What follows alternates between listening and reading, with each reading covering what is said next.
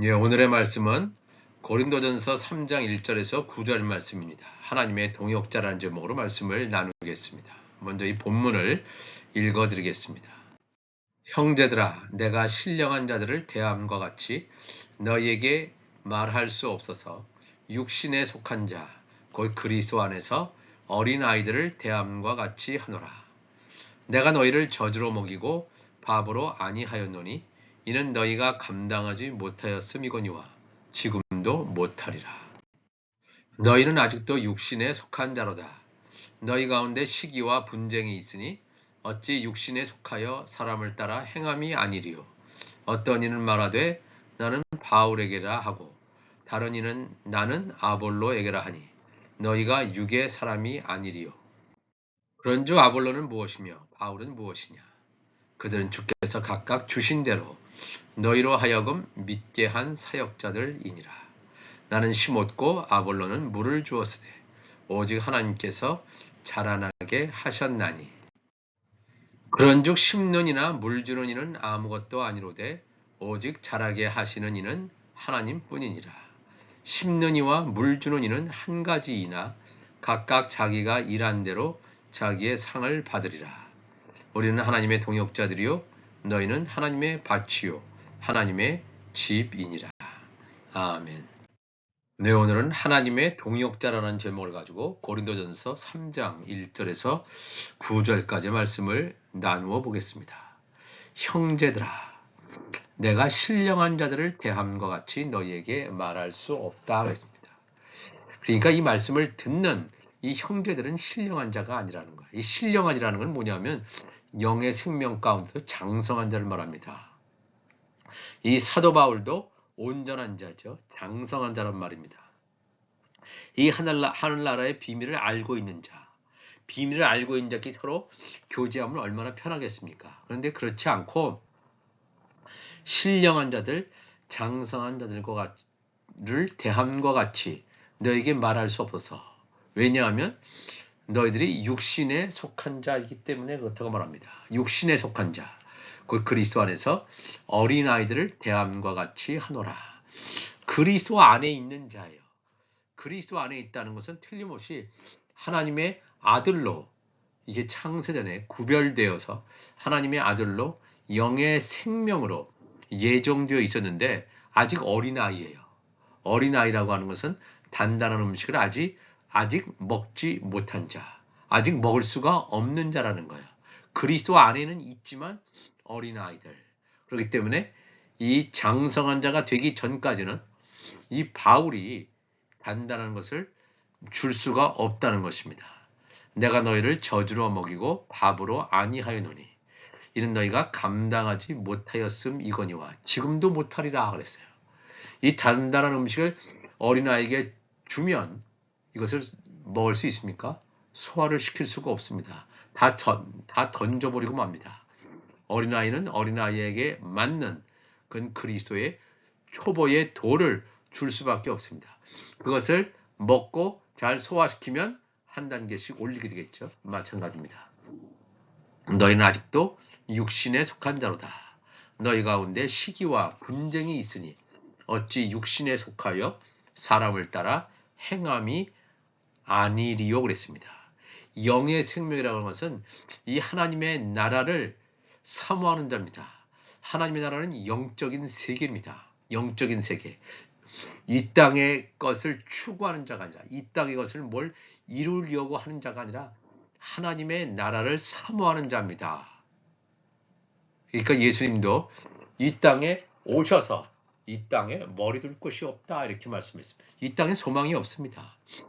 오로지 하나님의 나라에 대해서 관심을 가지셨고 하나님의 나라에 대해서만 말씀을 증거하셨던 우리 예수 그리스도의 모습을 본받아야 될 줄로 믿습니다. 자기의 정체성대로 그렇게 가게 된다는 것입니다.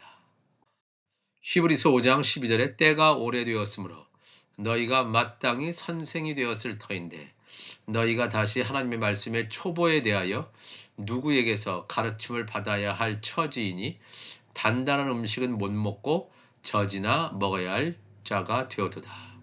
이는 젖을 먹는 자마다 어린아이니 의의 말씀을 경험하지 못한 자요 단단한 음식은 장성한 자의 것이니 그들은 지각을 사용함으로 연단을 받아 선악을 분별하는 자들이니라 그랬습니다.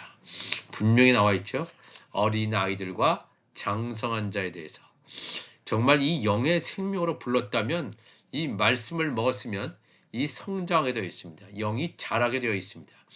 영이 자라게 됐다는 것은 바로 이 창세전에 감추어진 하나님의 말씀을 듣고 깨닫게 됩니다. 아, 이것이 놀라운 하나님의 말씀이구나. 이것을 알고 나의 영이 계속해서 충만하게 자라게 됩니다. 그러나 영의 생명이 아닌 자는 이 단단한 음식을 주면 먹지 못합니다. 나의 음식이 아니기 때문에 먹지도 못합니다. 그리고 영의 생명이라 할지라도 어린아이에게는 젖을 줄 수밖에 없습니다. 단단한 음식은 장성한 자의 것이라 그랬습니다. 장성해야 돼요. 믿음이 장성해서 또한 영의 생명으로서의 장성한 자. 그랬을 때 하나님 나라의 놀라운 비밀, 지금까지 알려지지 않았던 엄청난 비밀들이 쏟아져 들어올 때도 그 말씀을 빨아들이고 내 안에서 내 속사람에서 이것을 다 소화하고 그러므로 이 말씀이 내 안에 완전히 나를 장악하게 되는 것입니다. 갈라디아 3장 23절 믿음이 오기 전에 우리는 율법 아래에 메인바 되고 계시될 믿음의 때까지 갇혔느니라. 예수께서 오셔서 주신 그 믿음, 예수님께서 하나님을 믿으셨던 그 믿음이 오기 전에는 우린 다 율법 아래에 있는 자가 된다는 말입니다. 영의 생명조차도 율법 아래에 있기 때문에 갇힐 수밖에 없습니다. 계시될 믿음의 때까지. 그러나 이 율법도 첫 언약이기 때문에 우리를 그리스도께로 인도를 합니다. 아, 이 말씀이 이 진짜 말씀이야. 이 율법은 첫 언약이기 때문에 구원을 이룰 수가 없어. 새 언약, 예수님께서 증거하신 새 언약이야말로 우리를 구원할 수 있다라고 그리스도께로 인도하는 초등교사가 되어 율법의 역할을 여기 초등교사로 한정하고 있음을 우리가 주목해야 됩니다. 율법은 장성한 자가 되도록 이끌지 못합니다. 초등교사가 되어 우리로 하여금 믿음으로 말미암아 의롭다함을 얻게 하려 함이라. 즉 복음을 듣고 믿음으로 말미암아 의롭게 되는 삶. 믿음이 온 후로는 우리가 초등교사 아래에 있지 아니하도다. 믿음, 복음이 온 다음에 율법 아래에 있지 않는다 이거예요. 복음을 받았으면서도 율법 아래에 있다. 그러면 예수님께서 전하여 주신 새 언약을 받아들이지 않은 거죠. 우리가 오늘날은 복음 시대라고 얘기하고 있지만 여전히 초등교사 아래, 율법 아래에 살고 있는 그리스도인들이 얼마나 많이 있는지 모릅니다.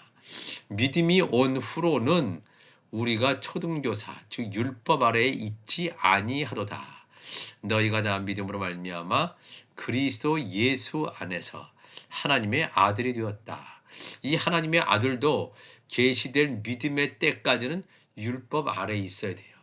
예수님조차 율법 아래에 있다가 요단강에서 물세례, 그 다음에 성령 세례 받으시고 하나님의 아들로 확증되는 것을 우리 하나님께서 보여주신 것을 우리가 기억해야 될 줄로 믿습니다. 하나님의 아들도 처음에는 율법 아래에 있다가 그 다음에 이 젖을 먹다가 어린아이같이 하다가 이 말씀이 계속 들어감으로 말미암아 장성한 자가 됐다는 것입니다.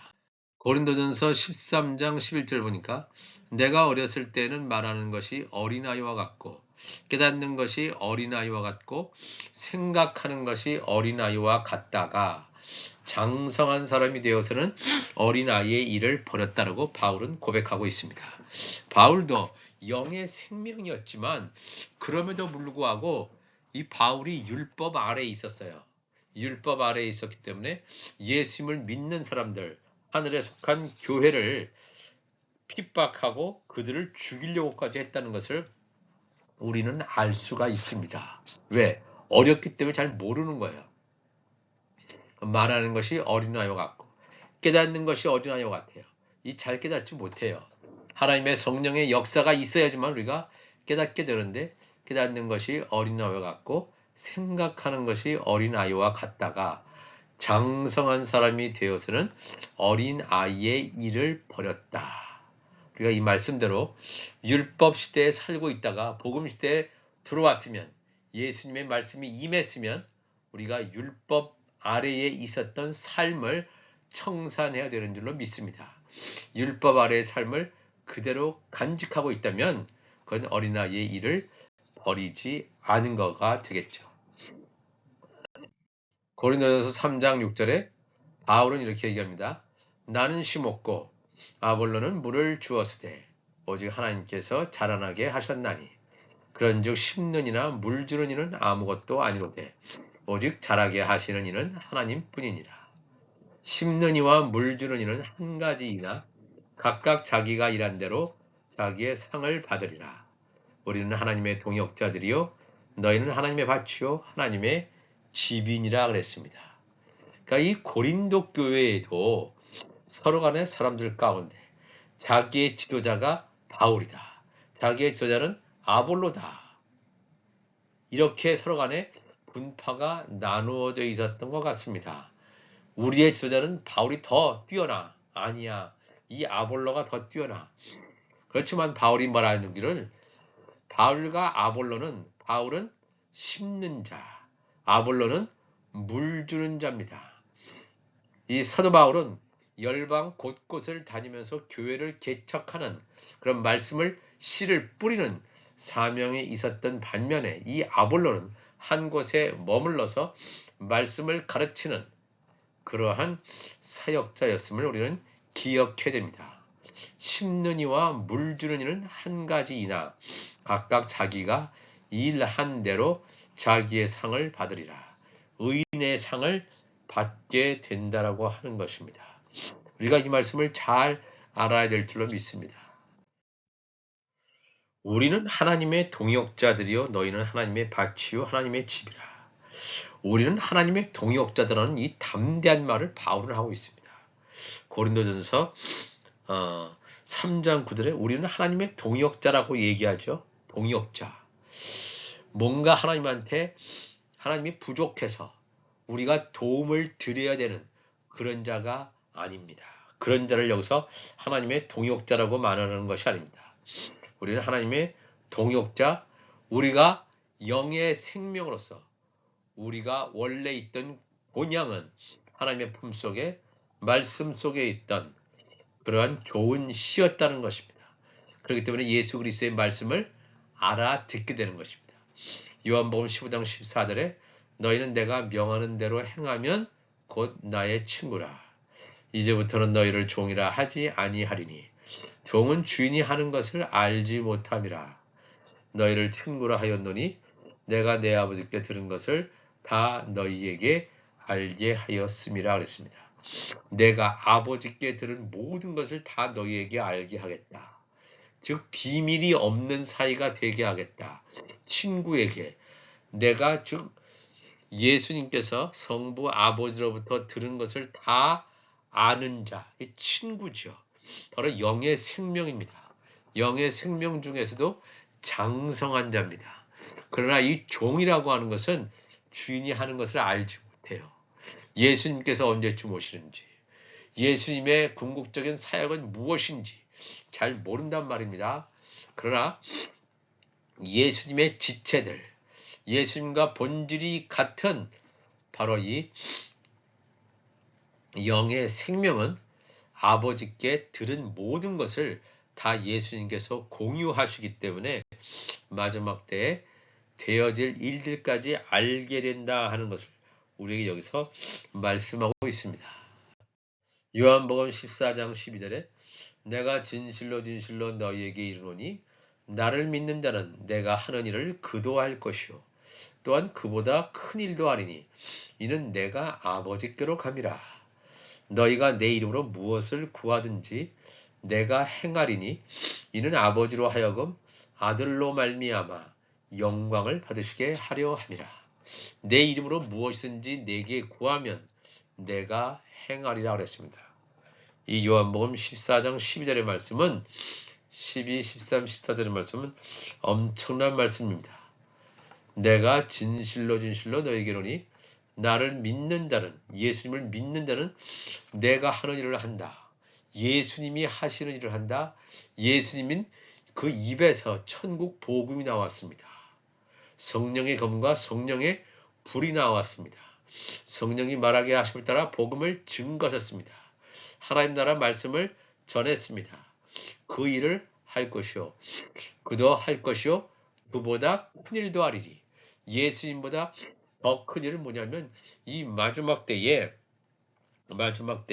우리에게 주어진 천국 열쇠를 우리 안에 거하게 되는데, 하늘의 모든 비밀을 이 땅에서 푸는 천국 열쇠를 영의 생명들은 다 받게 되는데, 이 천국 열쇠를 통해서 이 하나님의 뜻을 알게 된다라고 하는 것입니다. 노아의 방주와 그 식물을 예비하는 놀라운 일, 이 큰 일도 하게 되는 이 마지막 때에 화목직책의 사명을 받은 자는 예수님보다 큰 일, 노아의 방주 사명. 방주에는 노아와 노아의 아내와 3명의 아들과 또 3명의 며느리가 타고 갑니다. 아들과 종과 또 천국 시민의 구원의 역사를 이루는 노아의 방주.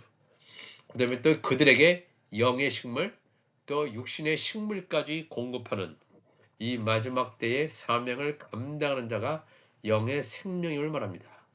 너희가 내 이름으로 무엇을 구하든지 내가 행하리니, 이 바로 중보기도입니다.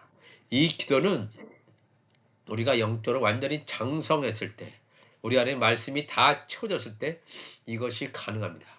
이는 아버지로 하여금 아들로 말미암아 영광을 받으시게 하려 함이라. 내 이름으로 무엇이든지 내게 구하면 내가 행하리라. 중보 기도의 영역이 열린다는 것, 우리 안에 기름을 태워줘서 이 중보 기도의 사역이 놀랍게 이루어질 수 있기를 간절히 축원해 봅니다. 로마서 9장 21절 보니까 토기장이가 진흙 한 덩이로 하나는 귀히 쓸 그릇을, 하나는 천이 쓸 그릇을 만들 권한이 없느냐 그랬습니다. 우리가 이 말씀을 잘 알아야 됩니다. 이 사람 가운데 귀히 쓸 그릇이 있는가 하면 천이 쓸 그릇이 있다라고 하는 것입니다. 이 진흙은 하나님의 집입니다. 우리의 육신은 하나님의 집이에요. 여기서 바울도 그런 얘기 했죠. 고린도전서 3장 9절에 우리는 하나님의 동역자들이요 너희는 하나님의 밭이요 하나님의 집이다. 우리는 하나님의 동역자라고 하는 것은 영의 생명이에요. 이 천국 복음을 증거하게 된 예수님의 제자들, 예수님의 지체들과 같은 하나님의 아들들의 신분이라면 너희는 하나님의 밭이요 하나님의 집이다. 이 첫 번째 사람 아담을 통해서 나온 네가 먹을 것은 밭의 채소다. 밭의 채소는 바로 이 제사장 나라 백성을 말하게 되겠습니다. 이 하나님의 밭이요 하나님의 집이라고 하는 것, 그 속에 우리의 육신이 하나님의 집인데 과연 이 안에 어떤 말씀이 담기냐 이거죠. 귀히 쓸 그릇에 담기는 말씀은 첫 언약이 담기든지 새 언약이 담길 것입니다. 그러나 이 천이 쓸 그릇에는 죄의 종의 영이 그 가운데 임하게 된다는 것입니다.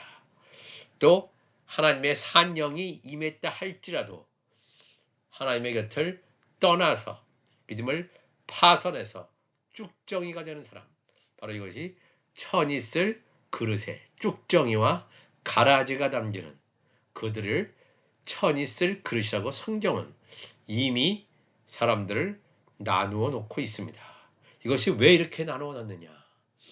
그러니까 이 마지막 때에 아들 예수께서 오셔서 추수할 때 씨를 뿌린 종류대로 귀 쓸 그릇에 뿌려진 씨, 그 다음에 천이 쓸 그릇에 뿌려진 씨, 천이 쓸 그릇에 뿌려진 씨라고 하는 것은 다 음부와 사망에 가 있게 되겠죠.